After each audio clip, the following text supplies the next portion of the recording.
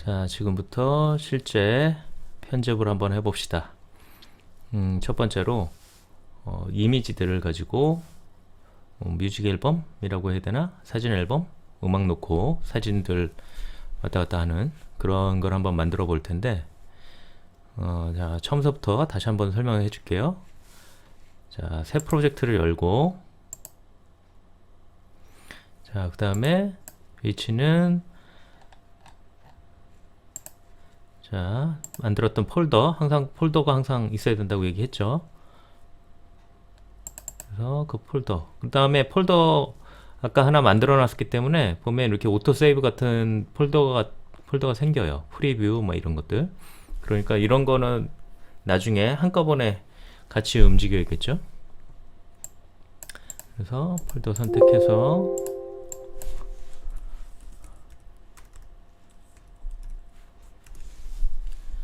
그래서 확인 눌러주면, 자, 이런 창이 뜬다 그렇고, 그 다음에 필요한 소스는 일단 프로젝트로 다 바꾼다 그랬죠.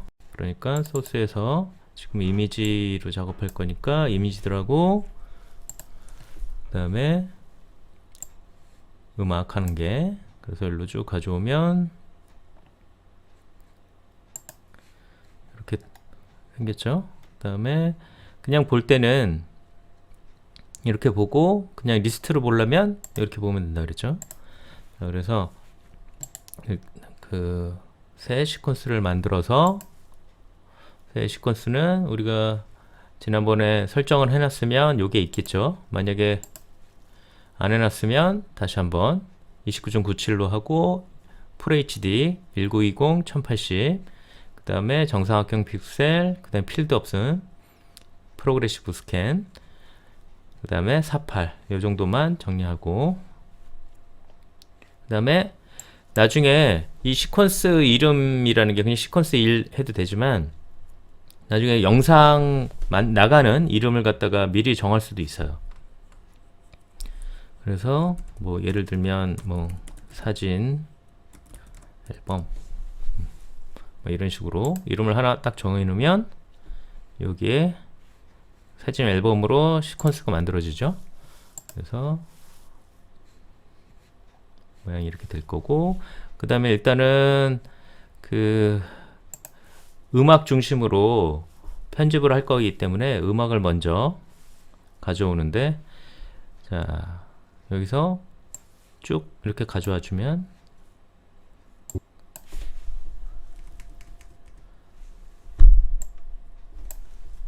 자, 이렇게 되어 있는데, 들어보면 이런 거예요. 근데 한 30초짜리로만 간단하게 만들어 봅시다. 그럼 30초에도 끊어야겠죠? 이거 줄이는 방법은 면도 컬러 이렇게 잘라도 되고, 그 다음에 그냥 이렇게 줄여도 되고, 그 다음에 파장을 좀 명확하게 보려면 이렇게 밑으로 내려주면 파장이 좀 잘 보이죠. 그리고 늘리는 거, 이거 늘리고 줄이는 거는 앞서도 말했지만 백스페이스 바 위쪽에 옆에 있는, 그러니까 0과 백스페이스 사이에 있는 플러스 마이너스를 해주면 이렇게 늘어났다 줄여졌다. 안 그러면 여기 밑에서 이렇게 늘어났다 줄여졌다 이렇게 해도 되고, 요거는 단축키를 많이 쓰기 때문에 이렇게 둡시다. 그 다음에 만약에 소리가 안 난다면, 소리가 뭔가 좀 잘 안 된다 싶으면은 여기 보면 환경 설정 들어가 보면 오디오 하드웨어라는 게 있어요. 그 맥 같은 경우에는 여기 파일 옆에 또 하나가 있죠. 거기에 환경 설정이 있어요. 자, 그래서 오디오 하드웨어를 열면 만약에 소리가 안 난다 그러면 여기 오디오 하드웨어에서 여기 기본 입력, 기본 출력 있죠? 여기 출력이 지금은 별도 인터페이스가 하나 있어서 이걸로 하고 있는데, 아니면 스피커, 아니면 헤드폰을 끼고 있으면 헤드폰, 그거를 선택을 해줘야 돼요. 자동으로 될 때도 있지만 혹시나 스피커가 여러 방향으로, 그러니까 그 컴퓨터에 나가는 소리 나가는 게 한 군데면 그렇게 정해져 있는데, 근데 한 군데일 수가 없죠. 기본적으로 스피커 있고 헤드폰 있고 그렇기 때문에 기본적으로 2개 이상이 돼요. 그러니까 요게 자동으로 맞춰줄 때도 있지만, 만약에 소리가 안 들린다 싶으면은 요걸로 체크를 해주면 돼요. 그래서 확인을 눌러주면 돼요. 이전 버전은 약간 옛날 버전은 요거를 오디오 하드웨어를 찾으면 약간 모양이 쉽지 않게 생기긴 했는데, 어쨌든 원리는 같은 거예요. 지금 쓰고 있는 헤드폰을 쓰고 있으면 헤드폰을 체크해주고, 스피커를 쓰고 있으면 스피커를 체크해주는 그런 식으로 요것만 정해주면 된다 라는 거죠. 그 다음에 확인 눌러주면 소리가 잘 나올 거예요. 소리가 안 나왔을 때, 소리가 잘 나오면은 설정할 필요 없죠. 자, 그래서 이렇게 하기로 하고, 그 다음에 이렇게 봐야지 사진이 잘 보이니까 순서를 정해서 이미지를 넣으면 되는데, 기본적으로는 이미지를 가져오면, 이렇게 이미지를 가져오면 5초씩 점유하게 돼 있어요. 그거는 여기 세팅 값에서, 여기 보면 타임라인, 요 세팅 값에서 여기 스틸 이미지 기본 지속 시간이 150프레임으로 기본 디폴트가 이렇게 되어 있거든요. 이렇게 되어 있기 때문에 5초씩 잡혀 있는 거예요. 그러니까 프레임이 150프레임이니까 30프레임씩 쪼개면 5초가 되는 거죠.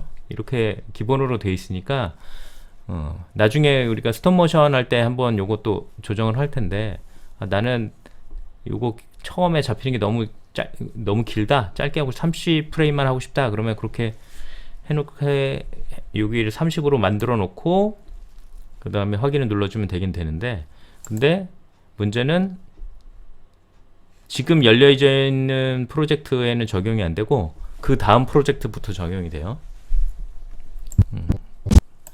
자, 그래서 이것도 조금 키우려면 이렇게, 그러면 여기 이미지가 이렇게 보이죠?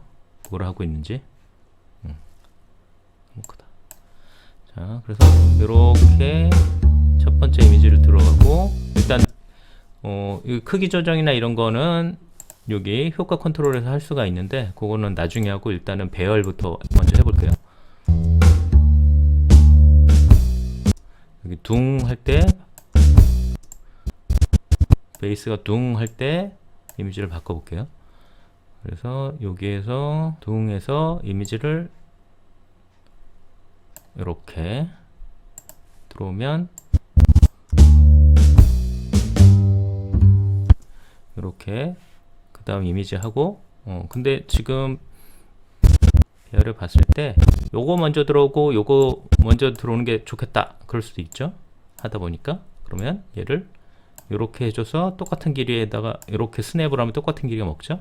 그러면 얘를 뒤로 미루고 얘가 앞으로 오게, 그렇게 해서 둥, 이렇게 일단 배열을 먼저 하고,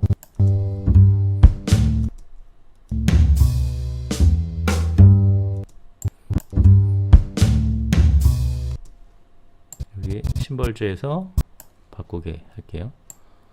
심벌즈에서 이거 다음에 이걸로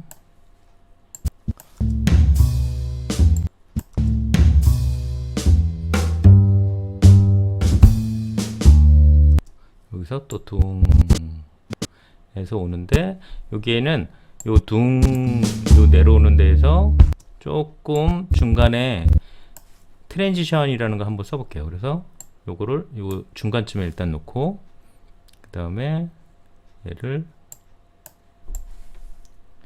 이렇게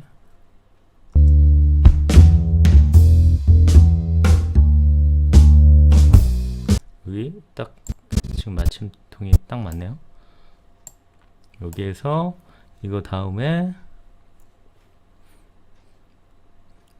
이게 나오게,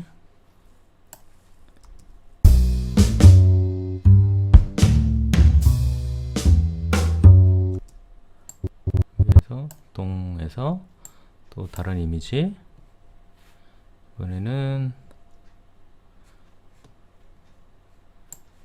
이걸로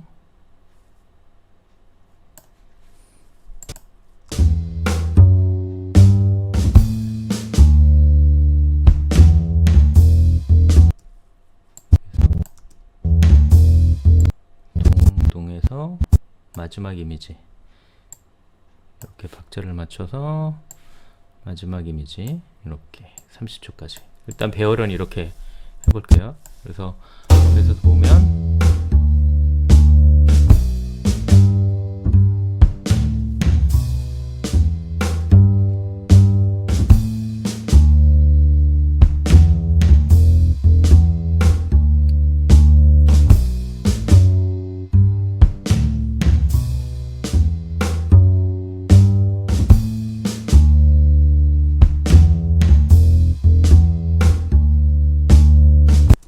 이렇게 일단 배열을 했어요. 그 다음에 하나씩 이제 크기를 맞춰 가야겠죠. 얘는 그냥 첫 번째 거는 나뭇잎 하나에 좀 집중하게, 얘는 그대로 위치만 살짝 크기는 그대로 두고 위치만 살짝 바꿔볼게요. 그 다음에 두 번째 거는 조금 크기를 줄이고,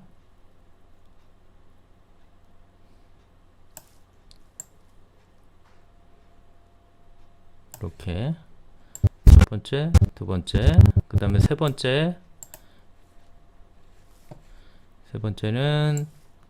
크기도 살짝 줄이고, 그 다음에 위치 이렇게 잡고, 그 다음에 요거는 크기를 좀 줄여야지 다 보이니까 이렇게 배열을 맞춰주고, 그 다음 사진에서는 그냥 이대로 가도 될 것 같고, 네 번째 사진은 요거는 이렇게 내려서 단풍 있는 부분만, 요런 실수 많이 하는데, 요거를 보고 여기 지금 선택이 돼 있었죠. 그리고 보기에는 이걸 봤는데 선택은 여전히 이걸 되고 있어서 얘를 움직이면 얘가 움직이는 건데 착각을 많이 하게 돼요. 이렇게 이동을 했으면 얘를 선택을 해주고 이동을 해줘야 돼요. 아마 굉장히 많이 하는 실수일 거예요, 여러분들도. 이렇게. 그래서 요거는 이 붉은 부분이 이렇게 이동이 되게, 약간 이렇게 했다가 이렇게 이동이 되게 한번 만들어 볼게요. 자, 그래서 여기가 이동을 하려면 맨 첫 번째 부분에 가서 여기 보면 스탑워치 같은 게 있죠. 여기에 스탑워치를 딱 눌러주면 여기 지금 키프레임 하나 생겼어요. 그 다음에 끝으로 가서 끝에서는 이렇게 이동을 시켜주면 여기 수치가 바뀌면 자동으로 이 키프레임이 하나 생겨요. 그죠? 이렇게. 그래서 이렇게 되게. 그래서 이렇게 붉은 기호가 되게. 만약에 바꾸고 싶으면, 좌우를 바꾸고 싶으면 얘가 이쪽으로 가고 얘가 이쪽으로 가게 이렇게 드래그 해줘도 돼요. 이렇게 되면 아까랑 반대로 이렇게 가겠죠. 그리고 중간에 만약에 수치를 또 바꿔주면, 여기 키프레임에 또 생기죠. 그래서 이렇게 가다가 여기는 천천히 가게 이렇게 할 수도 있어요. 그리고 만약에 이게 필요 없으면 선택해주고 딜레이트, 키프레임은 그렇게 맞춰주면 돼요. 그래서 이렇게 일단은 이 프레임에서는 이렇게 이동이 돼요. 지금 약간 버벅거리는 거는 지금 이 동영상 강의 때문에 이 화면을 캡처를 하고 있어서 약간 컴퓨터가 힘들어하는 것 같아요. 이런 버벅대는 거는 좀 감안해서 봐주세요. 자, 그 다음에 마지막 장면은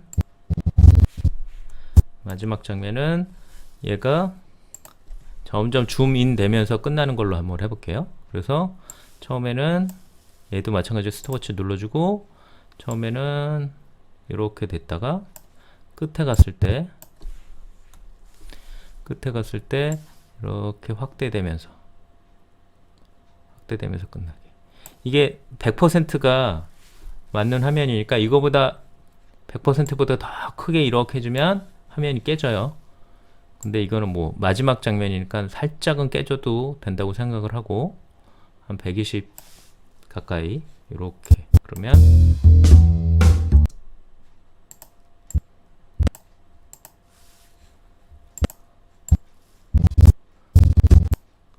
반응을 안 하네.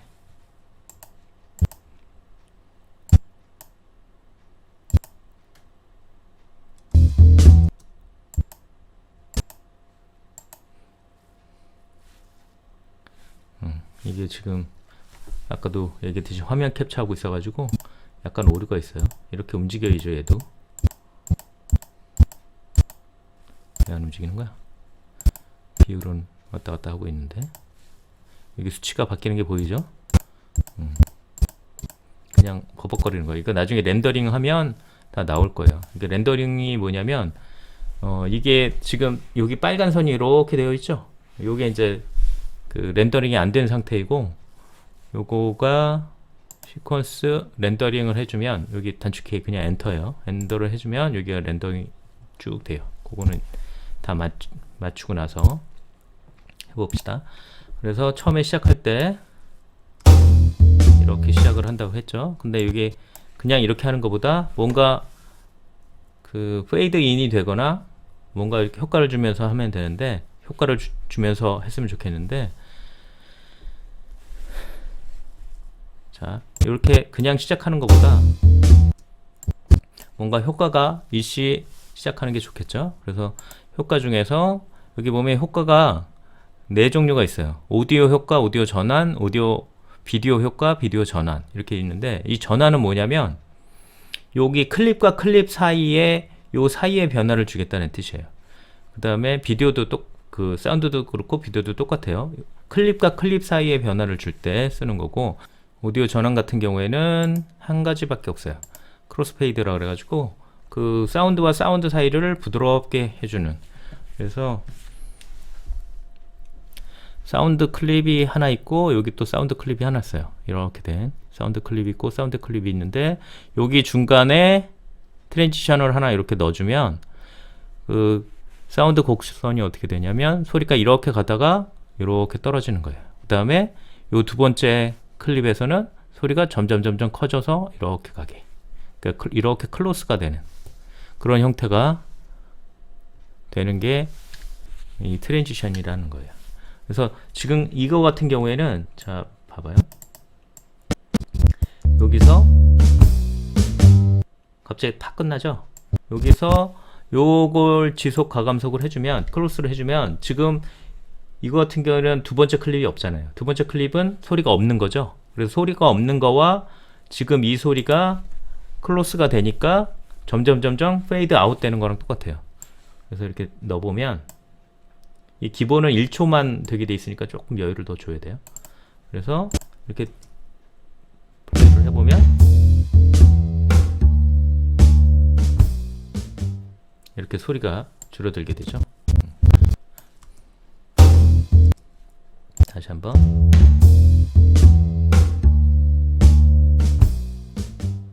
이런 식으로. 그 다음에 비디오 전환 영문으로 되어 있는 건 트랜지션이라고 되어 있을 거예요. 자, 그 중에서도 제일 많이 쓰는 거는 디졸브, 교차 디졸브라는 게 있어요. 이건 뭐냐면 페이드 인, 앞쪽 클립은 페이드 아웃 되고 뒤쪽 클립은 페이드 인 되는 거예요. 그래서 두 개가 이렇게 교차되는. 보면 여기 부분을 교차 디졸브를 한번 넣어주면 여기 보면 이런 식으로 교차가 되는 거죠. 다른 클립을 해보면 여기 이 부분 아까 전에 여기 디용 하는 부분에 교차를 한번 해보겠다 그랬죠. 그래서 여기에는 뭘 해보냐면 여기 굉장히 여러 종류의 트랜지션이 있으니까 이것저것 막 해보세요. 되게 유치한 것도 있고 대부분 유치해서 많이는 안 쓰게 되는데 어쨌든 여러 가지들이 있어요. 여기를 보면 뭘 써볼까? 베니스식 자양 이런 게 있어요. 그래서 요거를 중간에 딱 껴주면 이렇게 되는 거예요. 그래서 여기를 이런 식으로 조금 늘려줘서, 늘려줄 때는 줄이고 늘려줄 때 여기를 잡고 이렇게 늘렸다 줄였다 하는 거예요. 그래서 이렇게 해주는데 지금 이게 너무 간격이 커가지고 좀 바꾸고 싶다 그러면 얘를 클릭해주고 효과 컨트롤 보면 여러 가지 효과들이 나와 있죠. 그 중에서 여기서 보면 사용자 정의를 눌러주면 여기 띠 개수가 8개에서 2배로 늘려봅시다. 16개를 만약에 해주면 이렇게, 이거는 이렇게 바꾸는 거는 트랜지션마다 굉장히 여러 가지가 있으니까 이런 건 여러분들이 많이 이것저것 해보세요.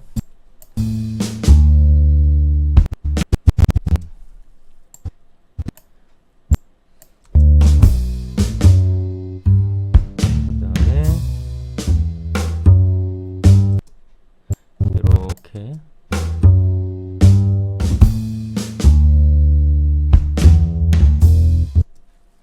이건 왜 안 나올까?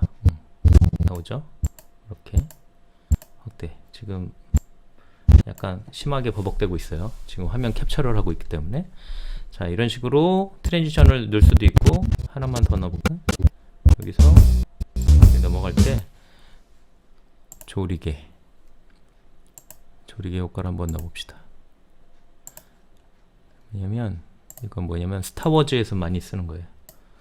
스타워즈에서 이런 장면 전환 많이 쓰죠.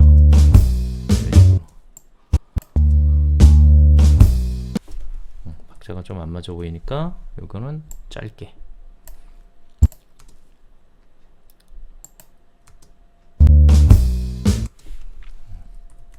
자, 이런 식으로 해서 이렇게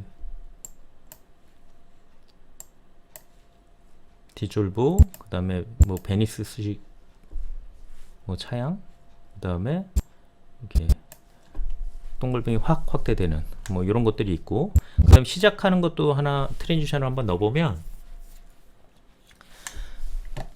여기 보면 디졸브 중에 흰색으로 물들기, 이게 아마 갑자기 확 밝아졌다가 나오는 걸 거예요. 그래서 트랜지션을 요 첫 번째에다 쓰면 이게 아무것도 없었을 때는 블랙이죠. 그러니까 블랙과 이 클립 사이에 트랜지션이 되는 거예요. 그래서 흰색으로 문드리기를 이렇게 해주면 이런 식으로 하얀색, 근데 조금 짧게 이런 식으로 시작할 수가 있죠. 조금만 더 짧게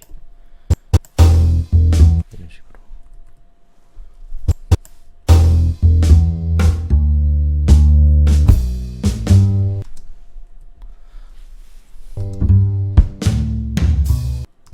이런 식으로 되고, 마지막에는 이게 아까 우리가 설정은 점점 작게 했어요. 지금 약간 버벅대고 있는 건데 렌더링 해보면 나올 거예요. 그 다음에 마지막에는 여기서 비디오 전환해서 디졸브, 검정으로 물들이기 요거랑 교차 디졸브랑 지금은 끝에서 할 때는 똑같아요. 왜냐면은 블랙과 이 클립 사이에 트랜지션을 넣는 거니까 검정으로 물들이기랑 똑같아요. 검정으로 물들이기로 해봅시다. 그러면 이렇게 해주면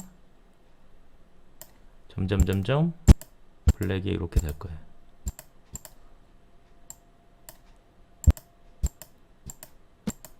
이런 식으로. 자,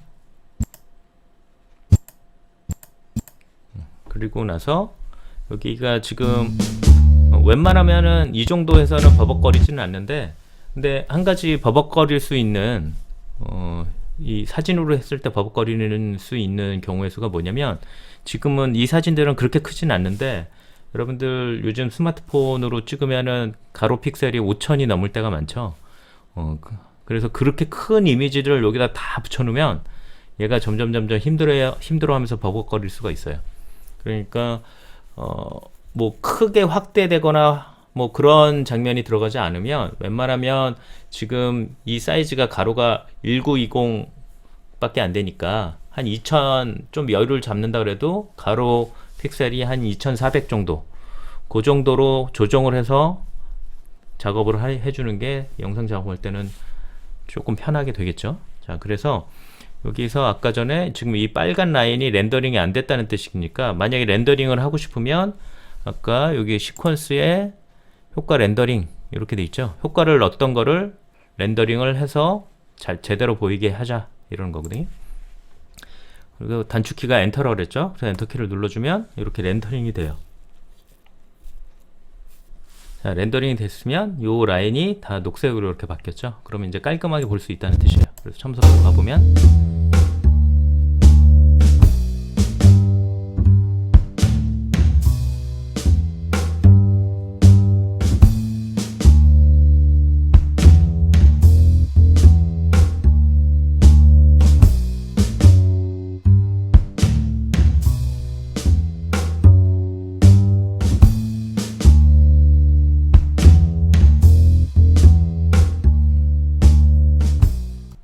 이런 식으로 이미지가 마무리가 됐어요. 이렇게 됐고, 근데 이제 이렇게 한번 렌더링이 됐는데 요거 이펙트 부분을 바꿔주면 요 부분 같은 걸 바꿔주면 요 부분을 예를 들면 여기가 교차 디졸브가 아니라 필름 디졸브다 이렇게 해주면 이게 빨간색으로 바뀌겠죠. 그러면은 그 부분을 다시 엔터를 쳐주면 그 부분만 다시 렌더링이 돼요.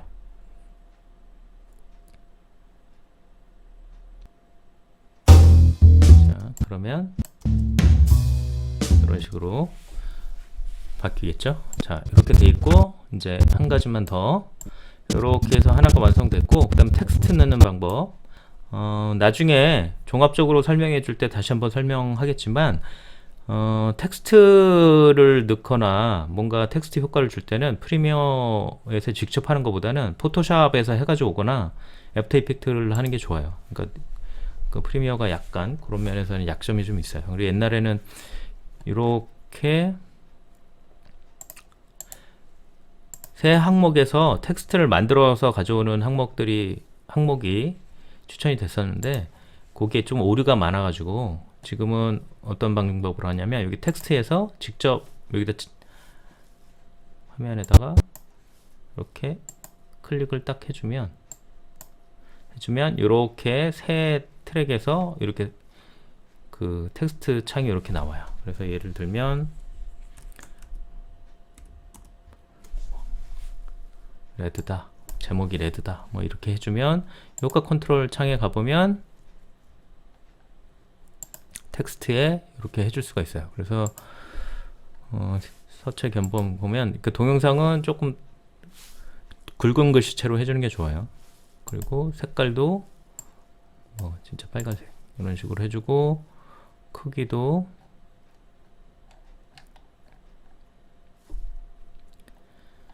크기가 어디 갔냐 있죠? 이런 식으로 크기 조정 이렇게 해줘도 되고 밑에 요걸로 해줘도 돼요. 그러니까 텍스트는 벡터 이미지이기 때문에 그냥 막 늘려도 안 깨져요. 자, 그래서 만약에 여기서 시작할 때 이렇게 시작을 하자 그러면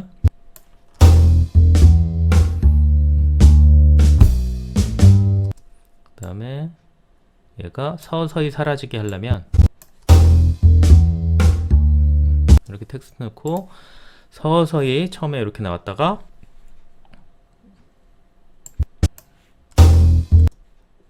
얘도 하얀색으로 물들이기를 했다가 나와야지 자연스럽겠네. 이렇게 그러면 동시에 해야겠구나. 이런 식으로 그 다음에 서서히 사라지게 하는 방법은 두 가지가 있죠. 여기다가 교차 디졸브를 줘도 되고 그 다음에 또 한 가지 방법은 여기 보면 어퍼서티 영문은 어퍼서티로 되어 있을 텐데 여기 불투명도가 있어요. 불투명도는 기본적으로 얘가 스톱워치가 눌러져 있기 때문에 여기에 체크업을 해주면 여기 가운데 있죠. 요거가 이제 키프레임 하나 추가한다는 뜻이에요. 체크업하면 여기 되죠. 그러면 100% 이렇게 돼 있고, 뒤로 가면 갈수록 마지막에 얘가 빵이 되게 수치를 바꿔주면 키프레임이 다시 생기죠. 그래서 추가로 여기다 이렇게 해줘도 되고, 아니면 수치를 바꿔줘도 되고, 그럼 키프레임이 생기죠. 없앨 때는 잡고 딜레이트 이렇게 해주면, 자,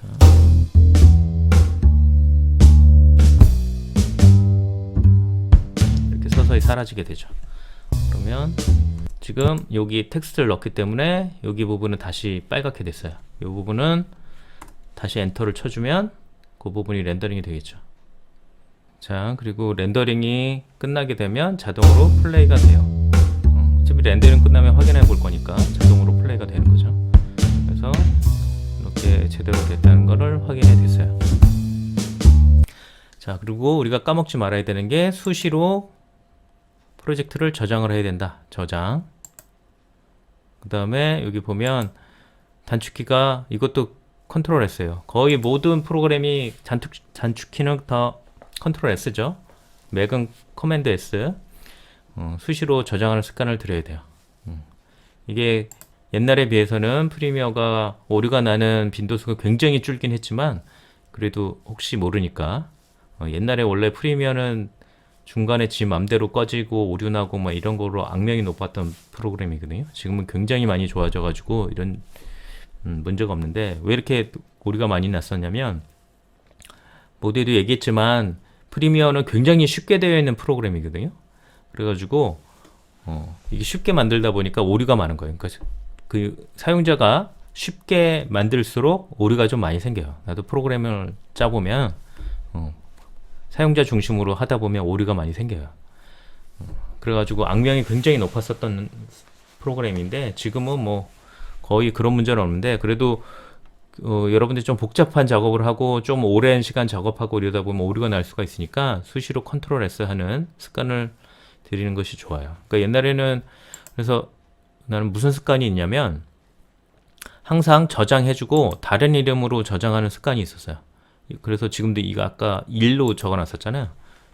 그래서 해놓고 또 버전업해서 2하고 그 다음에 한참 작업하고 컨트롤 S 저장하다가 또 때 되면 다시 한번 이렇게 버전업 3 이렇게 저장하는 습관이 있었어요. 왜냐면 하도 오류가 많이 나니까. 근데 그냥 얘만 깔끔하게 꺼져서 프로젝트가 다시 열리면 문제가 아닌데, 옛날에는 심지어 프로젝트 파일 자체도 손상이 되면서 꺼지는 경우가 있어가지고, 그러면은 여태까지 했던 게 말짱황이 되잖아요. 그래가지고 이렇게 버전업해서, 그래도 만약에 버전 3가 망가지면 버전 2서부터 할 수가 있으니까 그런 좀 습관이 들였는데, 요즘은 프리미어가 그렇게까지 심하게 망가지는 일은 없어요. 근데 그리고 여기 오토 세이브에서 저장이 되잖아요. 그래도 혹시 모르니까 정말 안전하게 그래픽 툴을 다루고 싶다, 그러면 이렇게 버전하는 습관을 들이는 게 좋아요. 요즘도 가끔 가다가 프로젝트까지 같이 날아가는 경우가 가끔은 있어요. 자, 그 다음에 오류가 제일 많이 나는 거는 이렇게 막 드래그질을 막 심하게 할 때, 이럴 때 오류가 좀 많이 나요. 그러니까 여러분들 막 급하게 작업할 때 막 이렇게 갔다가 막 이쪽 갔다가 뭐 이렇게 기다려서 동영상 보는 것도 답답해가지고 그냥 이렇게 휙 이렇게 해버리면, 이럴 때 오류가 제일 많이 나니까 그런 거 좀 조심해서 다뤄줬으면 좋겠고. 자, 그 다음에 이제 본격적으로 이제 동영상을 만들어야 되는데, 자, 지금 좀 전에 보면 알겠지만 요 프로젝트 파일 크기가 봐요. 72KB죠. 72KB인데 동영상 일리가 없죠. 그리고 동영상 정보가 담겨 있을 리가 없죠. 그러니까 당연히 이 프로젝트 파일은 위치 정보, 링크 정보만 갖고 있는 거예요. 그래서 요 프로젝트 밑에 소스가 같이 딸려서 링크가 유지되도록 해야 된다. 계속 얘기한다 그랬죠. 요거 다시 한번 강조해도 지나침이 없어요. 항상 요 폴더체로 움직여야 된다. 그래서, 그리고 가끔 가다가 여러분들 그럴 일은 없겠지만 가끔 가다 동영상 올리라 그러면 요거 프로젝트 파일을 올리는 사람들이 있어요. 과제를 올리라 그러면 이해가 안 가지만 정말 그런 사람들이 있어요. 이게 동영상이 아니에요. 이건 동영상을 만들기 위한 프리미어 프로젝트 파일이에요. 그래서 요거는 요런 정보만 가지고 있는 거고, 여기서 이제 동영상을 만들어야겠죠. 자, 그래서 요런 동영상을 만드는데 활성화 시켜주고, 활성화 시켜준다는 얘기는 이 파란 라인이 있는 거예요. 그러니까 이렇게 타임라인, 이 시퀀스 타임라인을 활성화 시켜주고 아웃풋을 해야 돼요. 아웃풋을 할 때는. 그리고 가끔가다 작업하다가 소스 이렇게 건드리고 그 다음에 아웃풋을 하게 되면 여기에 아웃풋이 돼요. 요 파일이. 그러면 안 되겠죠? 그래서 근데 이 시퀀스를 자꾸 아웃풋을 해도 되긴 되지만 좀 안전하게 요 타임라인을 활성화 시켜주고 그 다음에 이 파일에서 내보내기 미디어를 클릭을 해주면 이런 창이 뜨죠. 그래서 동영상을 만들어주는 그런 별도의 창인데, 자 보면 맨 위에 보면 형식이라는 게 있어요. 여기 보면 여러 가지가 쭉 있죠. 여러 가지가 쭉 있는데 또 모르는 용어들이 있고 또 그렇죠. 근데 여기 알만한 것도 있죠. AVI, 뭐 JPG, MP2, 뭐 MP4, 뭐 여러 가지가 있어요. 윈도우 미디어 이런 것들이 있는데, 이런 거가 이제 뭐냐면 코덱이라는 걸 정해주는 거예요. 그러니까 코덱은 뭐냐면 동영상을 어떻게 압축을 해주는 것인가, 어떤 방법으로 동영상을 압축을 해줄 것인가, 그거를 정하는. 그러니까 코덱이라는 게 뭐냐면 이 동영상을 어떤 방법으로 압축을 시켜줄 것이냐. 그러니까 예를 들면 그 이미지 같은 경우에 대표적인 압축하는 방법은 JPG죠. 그러니까 동영상에 대표적으로 압축하는 방법은 여러 가지가 있는데 보통 MPEG 시리즈들이 있어요. 전통적으로. 그 다음에 윈도우에서 했던 그 WMV 뭐 이런 것도 있고, 그 다음에 맥에서 쓰는 건 MOV 뭐 이런 것들이 여러 가지가 있는데, 이거를 좀 설명을 하다 보면 코덱인데, 조금 더 설명을 하자면 우리가 대표적으로 확장자라고 알고 있는 동영상 확장자라는 게 대표적인 게 뭐 있죠? AVI, MOV, 그 다음에 MP4, 그 다음에 요즘 많이 쓰는 MKV, 영화 이걸로 많이 돼 있죠. 그 다음에 WMV, 그 다음에 또 뭐냐 F4V, 뭐 이런 것들이 있어요. 보통 닷 이런 식으로 돼 있죠. 요거 확장자 명이 이런 식으로 되어 있는데, 요것도 어느 정도 코덱에 대해서 정보를 어느 정도로는 유출은 할 수 있지만 이게 완벽하게 코덱을 나타내 주지 않아요. 그 코덱은 지금 좀 전에 설정이 되어 있었던 H264, 그 다음에 또 H265, 그 다음에 MPG, 그리고 요거 2도 있고 3도 있고 4도 있고 그렇게 돼 있어요. 이거 말고도 코덱은 몇백 가지가 돼요. 옛날에는 이게 통일이 안 돼가지고 엄청나게 혼선이 좀 많이 됐었는데, 요즘 같은 경우에는 대부분 다 H264로 통일이 돼 있어요. 그래서 요즘은 굉장히 쉬워졌는데 MP4하고 거의 유사한 거예요. H264로 거의 통일이 돼 있어요. 지금 방송도 우리가 보는 방송도 H264로 코덱을 정하고 있고요. 근데 유튜브도 H264로 돼 있어요. 옛날 유튜브는 플래시 동영상이라 그래가지고 이런 플래시에서 만든 동영상을 옛날 유튜브는 요 포맷을 썼었는데, 이거는 이제 안 쓰고 이 H264로 돼 있어요. 그러니까 방송도 이거고, 우리가 대부분의 영상 파일에서 보는 거의 모든 방법은 다 이거를 기준으로 H264를 기준으로 만들고 있어요. 근데 이 H264 코덱을 갖고 있더라도 확장자명이 AVI일 수도 있고 MOV일 수도 있고 MP4가 될 수도 있고 MKV가 될 수도 있어요. WMV는 빼고. 이렇게 F4V, 이건 플래시에 쓰는 건데, 이것도 확장자명은 아니 코덱은 기본적으로 H264를 쓰고 있어요. 그러니까 확장자명이 뭐라고 이렇게 정해져 있더라도 코덱이 뭔지는 정확하게 알 수가 없어요. 그래서 이 확장자명 가지고 코덱이 뭐다라는 건 절대 알 수가 없으니까 기본적으로는 요즘은 그래도 H264로 거의 통일이 되어 있기 때문에 모든 포맷을 하더라도 이런 경우가 그 H264이긴 하지만 요거마다 굉장히 여러 갈래의 코덱을 다 가지고 있거든요. 그러니까 요거랑 확장자명하고 코덱하고는 헷갈리면 안 돼요.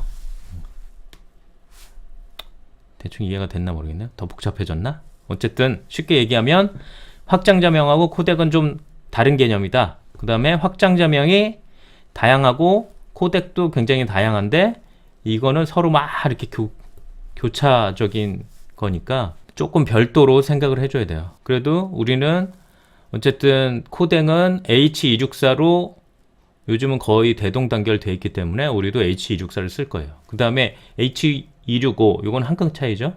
요거는 4K 영상용으로 나온 거예요. 그래서 얘랑 화질은 똑같은데 4K 영상용이라고 그랬잖아요. 그러니까 얘보다 일반적인 HD보다 얘가 4배의 용량이 필요하거든요. 근데 H265가 H264보다 용량이 4분의 1이에요. 그러니까 HD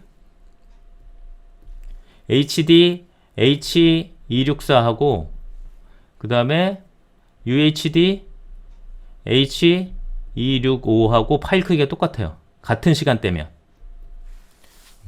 그 정도로 압축률이 높아진 거예요. 근데 대신에 CPU의 부하는 더 많이 걸리겠죠. 압축을 풀어야 되니까 디코딩, 엔코딩 할 때. 그래서 요즘은 H265도 서서히 많이 쓰이곤 있는데 기본적으로 우리가 작업할 때는 HD를 쓰기 때문에 우리는 H264로 작업을 한다라고 생각하면 될 것 같아요. 자, 그래서 여기 보면 여러 가지 코덱이 있는데 그냥 다 필요 없고, 그러니까 MP4, MPEG-2 요거는 옛날 DVD 포맷이고 MP4는 H264랑 거의 똑같은데 조금 달라요. 그러니까 어쨌든 H264 이것만 선택하면 되고, 그 다음에 여기 보면 소스 일치, 중간 비트율, 높은 비트율 이렇게 돼 있죠. 요거는 비트 전송률이 뭐냐면 여기 보면 비트 전송률 설정 있죠. 여기 보면 여기 mbps예요. 그러니까 메가바이트 퍼 섹. 그러니까 초당 몇 메가바이트로 동영상을 만들어 줄 것이냐 이런 거죠. 그러니까 바이트 수가 당연히 높으면 고화질이라는 얘기고, 바이트 수가 작아지면 압축률이 더 높아져서 파일 크기는 작아지는데 해상도는 떨어진다. 그렇게 보면 돼요. 그러니까 지금 보면 여기 높은 비트 전송률 하면 10메가바이트 초당 10메가 정도. 그러니까 지금 30초 정도 했으니까 30메가 정도 나올 거고, 그 다음에 사운드도 있으니까 38메가 파일 예상 크기 38메가 정도 나온다는 얘기예요. 그래서 높은 비트 전송률이 이렇게 되는 거고, 그 다음에 우리 과제용으로 만들 때는 중간 비트 전송률만 씁시다. 중간 비트 전송률을 해주면 저기 보면 여기 3메가바이트, 그러니까 굉장히 작아지죠. 그러니까 요거 정도만 해줘도 충분하고, 제출용을 이렇게 하고, 여러분들이 나중에 본격적으로 작업할 때는 최대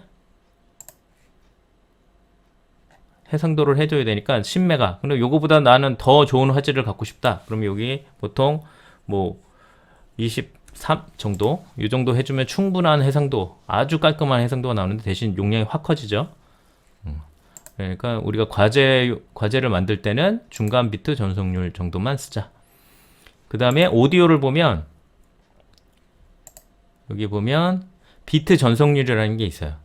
여기 보면 중간 비트 전송률 했을 때, 높은 비트 전송률 했을 때 이게 좀 달라지죠. 아까 전에 192, 그 다음에 320. 이것도 똑같이 킬로바이트 퍼 섹이잖아요. 그러니까 초당 몇 킬로바이트로 사운드를 만들 것이냐, 이런 거니까 우리가 보통 mp3 다운로드 막 받는 그런 거에도 요거 설정하게 돼 있거든요. 당연히 숫자가 크면 클수록 고음질이에요.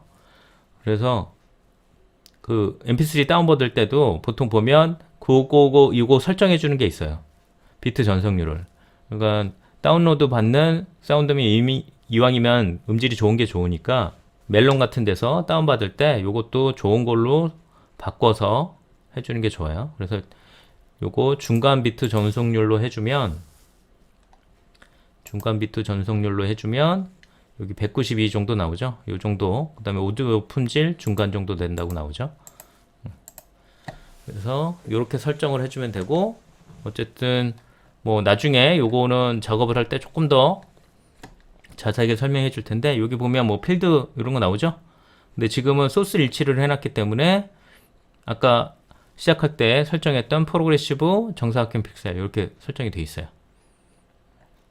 나머지는 크게 몰라도 되고, 좀 자세하게 나중에 영상 설정하고 이럴 때 더 자세하게 설명을 해줄게요. 자, 그 다음에 여기다가 이제 내보내기를 해주면 렌더링이 되는 건데, 파일을 만들면서 그 다음에 출력 이름은 요 저장 위치, 지금 영상 1 폴더 안에다가 사진 앨범, 아까 시퀀스 이름대로 이름이 정해진다 그랬죠. 요거 바꿔도 돼요. 시퀀스는 원래 시퀀스 1이었다면 동영상 이름을 여기다 바꿔주면 되겠죠. 저장을 해주고 내보내기를 해주면 동영상이 만들어지는데, 여기 보면 대기열이라는 게 하나 있죠. 대기열은 뭐냐면 동시에 여러 개를 작업을 해야 될 때 요거를 많이 쓰는데, 그러니까 예를 들면 내가 그 최근에 했던 작업은 60개의 영상을 한 프로그램 안에 60개의 영상을 넣었어야 됐었어요. 근데 60개를 다 편집을 하고 나서 그 일일이 하나씩 이런 식으로 렌더링하면 시간이 너무 오래 걸리잖아요. 그러니까 대기열로 눌러주면 요 리스트업이 돼가지고 매크로 같은 형성이 돼요. 자, 대기열을 눌렀을 때 이런 식으로 미드 엔코더라는 별도의 프로그램이 뜨면서 여기에 렌더링 리스트업이 돼요.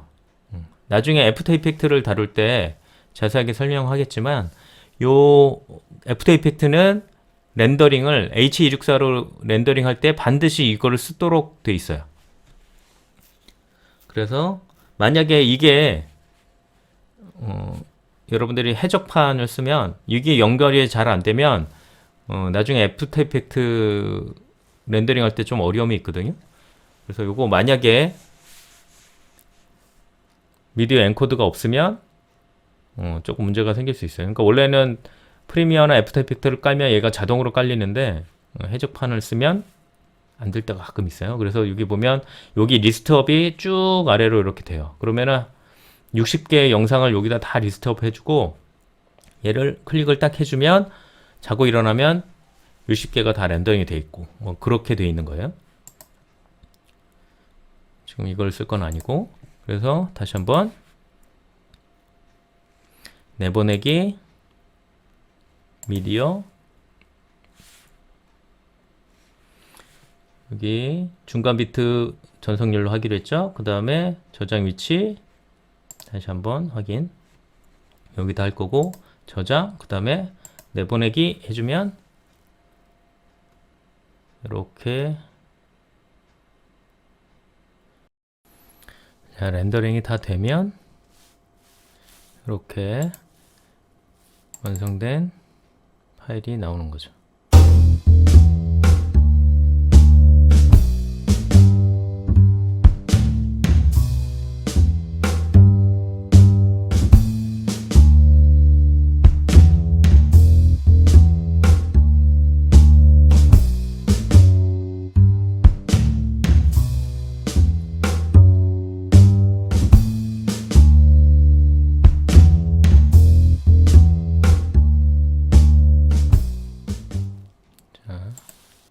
자, 이렇게 영상 하나를 처음으로 만들어 봤어요. 그리고 다음 클립부터는 이제 진짜 동영상으로 가지고 편집하는 거를 한번 배워봅시다.